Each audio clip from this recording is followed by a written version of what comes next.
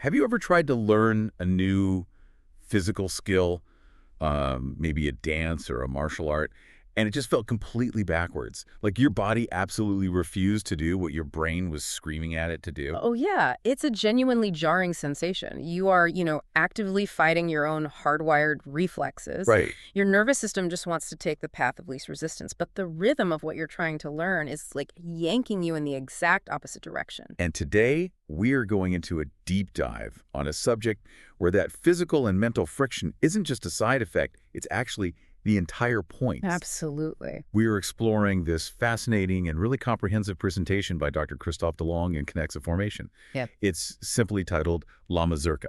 Which I know might sound at first glance like we're about to give you a dry history lesson on some dusty European folk dance. Yeah. But I promise you, the journey we are going on today is incredible. We're looking at how a 16th century Polish peasant dance managed to basically conquer global high society. And how it literally rewires the human brain. Yes. Plus, the intense, measurable biomechanical toll it takes on the human body. Okay, let's unpack this. Because to really grasp why this dance demands so much from your body and mind, we have to start with the music that drives it. Right, the music is foundational. Because Mazurka music breaks the conventional rules of rhythm that our ears are used to. The origins take us all the way back to 16th century Mazovia, which is a rural region in central Poland. And the best way to understand the musical rebellion of the Mazurka is to contrast it directly with a rhythm everyone knows, which is the waltz. Oh, that makes sense. Both the waltz and the Mazurka share what is called a ternary rhythm. That just means the music is structured in groups of 3 beats, played in 3/4 or 3/8 time. But that structural similarity is highly deceptive. Right, because the waltz is all about continuous fluid movement. When you hear a waltz, the heavy beat is always safely on the one. Exactly. 1, 2, 3, 1, 2, 3. It's predictable. Your brain loves it because it knows exactly when the ground is going to be there. But the Mazurka takes that expectation and deliberately shatters it. Instead of placing the heavy accent on the first beat, it shifts it to the second or even the third beat. Wow. Yeah, and this creates rhythmic breaks, sudden suspensions in the air, and leaves these massive gaps for spontaneous improvisation. I was trying to think of a way to describe how this feels to a modern listener. It's almost like walking down a flight of stairs in the dark, and you misjudge where that last step is. Oh, that's a perfect analogy. You expect solid ground. Right, that's beat 1. But your foot just drops into empty space for a split second. That feeling of sudden, unstable surprise, that sudden catch of your breath that is the defining characteristic of the Mazurka. And what's fascinating here is why it's accented this way. It isn't just a random musical quirk. No. Not at all. That shifted accent naturally reflects the scansion and rhythm of the spoken Polish language itself. Oh, wow. I wouldn't have guessed that. Yeah, Polish is a paroxytone language, meaning the natural stress almost always falls on the second to last syllable of a word. So the music is quite literally an auditory mirror of the culture's speech patterns. That is just wild. And originally, this wasn't danced in grand echoing ballrooms. It was danced on packed dirt floors at village harvest festivals by peasants wearing heavy, rigid boots. I imagine that heavy footwear completely changes the acoustic feedback of the dance. I mean, they weren't just dancing to the music, they were literally playing the dirt floor like a drum, right? To emphasize those offbeats. That is precisely what was happening. The original vigorous form of the dance, called the mazur, relied heavily on aggressive heel strikes. Okay. And this was intentionally done to mimic the clashing sounds of the spurs worn by the Polish cavalry. So it was loud, rough, fiercely athletic, and full of sudden shouts. Which brings us to a massive historical paradox. How does a rough, stomping peasant dance end up becoming the absolute height of elegance for aristocrats across the globe? It's an enormous leap. It really is. From a village dirt floor to an imperial palace. Well, it starts with a mix of politics and patriotism. In the late 17th century, under King Augustus II, the Polish nobility started adopting these rural rhythms. They took that raw energy and stylized it. Exactly. But the real global explosion happened in the 19th century, specifically the 1830s and 40s, through 2 main vectors. The first was military. Napoleon's Polish soldiers literally marched these rhythms across the continent. And the second vector was artistic, driven by the exile of Frédéric Chopin to Paris. The source material from Kinexa notes that Chopin composed 58 mazurkas for the piano. That's a huge output. It is. But what blows my mind isn't just the volume of the work, it's the mechanics of how he translated it. he somehow managed to hide the aggression of a peasant stomp inside the delicate keys of a piano. Yeah, and he achieved that through a musical technique called rubato, which literally translates to robbed time. Robbed time. Right. Chopin would stretch or compress the tempo, playing with the listener's expectations, and then he would drop these sudden and jarring, heavy bass chords right on the weak beats. So he transformed a communal party dance into this complex, intimate concert poetry. He really did. He elevated the harmonies to an aristocratic level while fiercely guarding that unpredictable peasant rhythm. And the sociological shift that followed in Paris and Vienna is staggering. We go from vigorous shouting and heavy boots on dirt to extreme elegance and a highly codified language of seduction. Danced on waxed parquets and light slippers. Exactly. But for the Polish people, it carried a weight far heavier than a Parisian fashion trend. Oh, absolutely. During the 19th century, Poland was being partitioned and occupied by the Russian, Prussian, and Austrian empires. Yeah. So simply practicing the mazurka became a deeply subversive act of cultural resistance. It embodied the Polish concept of ul. Ooh. The presentation touches on this, and it is such a powerful idea. It's described as this uniquely Slavic emotional cocktail, basically a blend of deep melancholy and regret, but punctuated by sudden explosive bursts of defiant joy. You can hear it perfectly in Chopin's music. The minor keys carry the profound sadness of an occupied people, and then suddenly there's a sharp acceleration. A harsh accent on a weak beat. A refusal to surrender. It was literally a way for them to dance their national identity when their physical nation was being erased from the map. But wait, I have to push back on something here. Sure. This seems like a massive contradiction.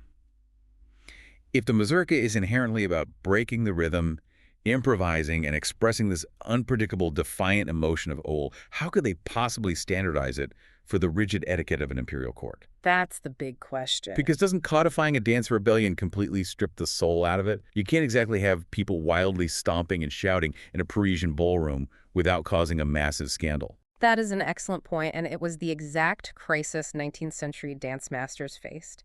They really risked sterilizing the dance entirely. So what do they do? To make it acceptable for high society, they did have to strictly codify the figures. They created specific geometric chains and highly regulated arm turns. They absolutely tamed the wildness of the physical footprint. Okay. But, and this is the crucial part, they preserved the rhythmic surprise. They turned the overt rebellion into a coded dialogue. So the rebellion just went underground into the subtleties of the timing. Precisely. It became a highly structured game of aristocratic seduction. The man leads with a sudden, sharp decision on an unexpected beat, and the woman responds. That offbeat timing keeps it thrilling and slightly dangerous. Yeah, the high society dancers felt they were participating in something exotic, while the Polish diaspora knew they were keeping their culture alive. Its status as a symbol of resilience was so profound that eventually the Polish national anthem was written as a mazurka. That transition from a dirt floor to a symbol of national survival is incredible. But just as the Parisian ballrooms forced a wild dance into a strict structure, dancing the mazurka forces the human brain to put its own natural reflexes into a neurological straitjacket. Yes, it really does. This brings us to a massive hurdle outlined by Dr. Delong. Dancing the mazurka places a literal, measurable cognitive burden on the dancer that is far heavier than most other dances. The execution requires a significantly higher cognitive load than a continuous dance like the waltz. Right. When you waltz, your brain quickly automates that 1-2-3 circle. It becomes background processing. But the mazurka forces the brain to constantly evaluate, anticipate, and actively inhibit its own reflexes. I was looking at the neurological breakdown in the source material, and what blew my mind wasn't just the physical exertion, it's the cognitive bottleneck it creates. Oh, yeah. Your prefrontal cortex essentially has to act like a bouncer at a nightclub, actively holding back your natural reflex to step hard on the first beat. Your brain hears the heavy downbeat and instinctively says step. And your prefrontal cortex has to yell, no, hold back, wait for beat 2. Exactly. And while that prefrontal inhibition is happening, the premotor area of your brain is frantically trying to program a complex, asymmetrical 6-beat sequence. That sounds like so much multitasking. It is.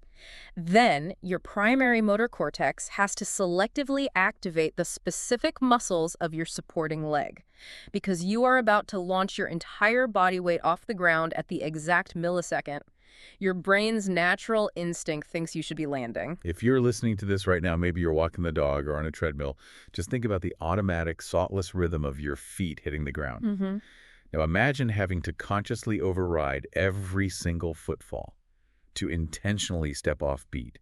Just staying on the rhythm of the mazurka is an active, exhausting neurological battle against your own instincts. It is exhausting. And we haven't even touched on the neurology of the spin. Oh, Because you are shifting from horizontal gliding across the floor to sudden explosive vertical suspension, that jump on the offbeat, your vestibular system is thrown into absolute chaos. because the vestibular system in your inner ear relies on fluid to tell you where you are in space. Right, exactly. The fluids in your inner ear are tracking the horizontal spinning motion of you and your partner. But when you suddenly jump vertically, those fluids slosh in conflicting directions, creating intense sensory dissonance. Wow. Your cerebellum has to work in overdrive to manage your proprioception, which is your sense of where your limbs are. It's trying to keep you balanced on one leg, suspended in the air, while simultaneously managing the pulling centrifugal force of a partner spinning around you. It sounds like a recipe for absolute sensory overload. It can be for a beginner, but there are massive neurophysiological benefits to forcing your brain through this battle. The brain plasticity required to master this movement is so powerful that it's utilized in modern physical rehabilitation today. Wait, really? Rehab? Yeah, therapists use the stop and start mechanics of the mazurka to help patients, like those recovering from strokes or dealing with Parkinson's. Oh. It helps them improve the fluidity of their gait and rebuild their ability to manage their center of gravity. Here's where it gets really interesting. If the brain is working that hard just to orchestrate the sequence and keep you upright, what is happening to the actual muscles and joints? The physical toll is massive. Because we are talking about human bodies, not machines, and the physics of this dance are brutal. To truly understand it, we have to break down the mechanics of the basic 6-beat step. Measure 1, which covers beats 1 through 3, is dedicated to translation. Which means moving aggressively across the floor. Right. You perform a glide, followed by a chassé, where the back foot violently catches the front foot, and then on beat 3, a sudden vertical jump, known as a jeté. And that jump on beat 3 is where the shifted musical accent hits. Then you immediately transition into measure 2, beats 4 through 6, which is entirely rotation. 3 walking steps to turn rapidly as a couple. So mechanically, you are building up horizontal kinetic energy as you glide, and then instantly forcing that forward momentum into a vertical suspension. And remember, you are doing this while physically attached to another human being. The centrifugal physics of the couple are intense. I can't even imagine. Typically, the man acts as a short radius pivot in the center, turning tightly. The woman is traveling on a longer, much faster outer arc. So how do you not just fly apart? To transmit the energy required to make that spin work, the couple's frame, meaning their core, the transverse and oblique abdominals, and their connected arms must remain perfectly rigidly engaged. It's basically a closed system of kinetic energy. Yeah. But that energy has to go somewhere. When gravity inevitably pulls you back down from that jump, think about driving a car at 40 miles an hour and just slamming on the brakes every few seconds. Yeah. Except in this scenario, the brake pads are your kneecaps. That is a highly accurate way to picture the long-term biomechanical risks highlighted by Kinexa formation. When you land from that jump on the 3rd beat, your entire body weight, plus the downward force of gravity, is suspended on one single foot, often on the ball of the foot or the half toe. As your center of mass descends, your quadriceps have to engage in what is called an eccentric contraction. Let's break that down for the listener. Yeah. Because the difference between concentric and eccentric is huge here. A concentric contraction is when a muscle shortens under tension, like doing a bicep curl. Right. But an eccentric contraction is when the muscle has to lengthen while under tension. Precisely. Your quadriceps have to forcefully lengthen to act as a shock absorber. They are braking your descending body weight to prevent your knee joint from suffering a traumatic bone-on-bone impact. And doing that repeatedly must cause damage. It does. Beat after beat, it causes microscopic tears in the muscle fibers and exerts a massive, violent pulling force on the patellar tendon, located right below your kneecap. Over time, this can lead to serious tendinopathies and severe cartilage wear. Not to mention the devastating forces applied to the feet and ankles. The presentation highlights a uniquely high risk for plantar fasciitis. Yes. The plantar fascia is essentially a thick bowstring of tissue running along the bottom of your foot. Because the dance requires constant forced extension of the foot during the jumps, that bowstring is repeatedly overstretched. And you are frequently pivoting your entire body weight, plus the centrifugal force of your partner, on a single leg. Right. So the lateral ligaments in the ankle are pushed to their absolute structural limits. It's crazy to think about. If we connect this to the bigger picture, this biomechanical reality is precisely why professional dancers require sprung, suspended floors and specialized impact-absorbing shoes. You couldn't do this on concrete. No, attempting to dance a true mazurka on modern, rigid flooring would systematically destroy your joints in a matter of months. It presents a fascinating paradox. The very musical feature that defines the mazurka, that rebellious, suspended, offbeat jump, is simultaneously its greatest physical hazard. Given that it demands massive brain power just to fight your own innate rhythm, and it systematically wrecks your knees and ankles in the process, it's honestly astonishing that the mazurka didn't just fade away into the history books as some punishing 19th century fad. It really is. But it didn't fade. It mutated, adapted to new environments, and basically conquered the globe. The resilience and adaptability of the dance are incredible. Today we are seeing a massive urban revival right back where it started, in Poland. Oh, really? Yeah, there's a thriving movement called dom taka, or dance houses, where young city dwellers are actively seeking out the last surviving rural masters. That's awesome. They are intentionally stripping away the rigid geometric 19th century ballroom rules and returning to the dance's horizontal, grounded, percussive rural roots. And right next door in France and spreading across Europe, there's the ball folk scene. They've morphed it into something completely new, often referred to as a Mazurka tango. Which is such a cool evolution. Right. Instead of the stiff, upright imperial posture, it's become this highly fluid, improvised dance that prioritizes deep, intimate, almost meditative connection between the partners rather than strict codified footwork. But the true testament to its biological and cultural adaptability is its global colonial spread. The mazurka traveled in the hulls of ships across oceans and evolved into incredibly vibrant, distinct local variants. Yeah, the environment actually changed the mechanics of the dance. In the Antilles and Cape Verde, you find the Creole mazurka. And this is where cultural cross-pollination gets brilliant. You take a dance born in the freezing winters of Eastern Europe and drop it into the tropical heat of the Caribbean. Naturally, the tempo slows down. It becomes much more languorous and sensual. Exactly. But the rhythm itself changed too. They introduced the tibois, which is a percussion instrument played with sticks on the rim of a drum or a piece of bamboo. And the syncopation of that percussion shifted the internal timing. Right. It gave it a distinct Afro-Caribbean swing that Chopin never could have imagined. We see a similar, profound mechanical adaptation in the Philippines with the Mazurka Boholana. This is a living vestige of Spanish colonial influence. But again, the local culture reshaped the physical requirements. Dancing in traditional, flowing Filipino garments required a move away from the rigid, locked frame of the Parisian ballrooms. Right. The footwork slowed down, and a heavy emphasis was placed on fluid, elegant arm movements, incorporating traditional Kumintang hand gestures. And the instrumentation changed right along with the geography to support these new variations. It really did. It started with the Polish basie, a rough, percussive, two-stringed cello that was literally struck to keep time and a rustic fiddle. Then it moved to the refined hammers of Chopin's romantic grand piano in the salons. And in the European folk revival today, it's driven by the breathing bellows of the diatonic accordion and the medieval continuous drone of the hurdy-gurdy. And in the Caribbean, the driving melodic force is a solo clarinet backed by that tibois percussion. It is worth noting, though, a distinct sociological difference in how it is treated globally today. How so? Well, while in Europe it has genuinely been reborn as a spontaneous, living youth movement in the folk scene in areas like Asia, such as in the Philippines, or in Goa, India, where it remains from Portuguese influence, it primarily serves as a preserved historical heritage dance. Ah, I see. It acts as a beautifully preserved snapshot of a colonial past kept alive by dedicated national folk troops. It's just wild to look back at the sheer scope of this journey.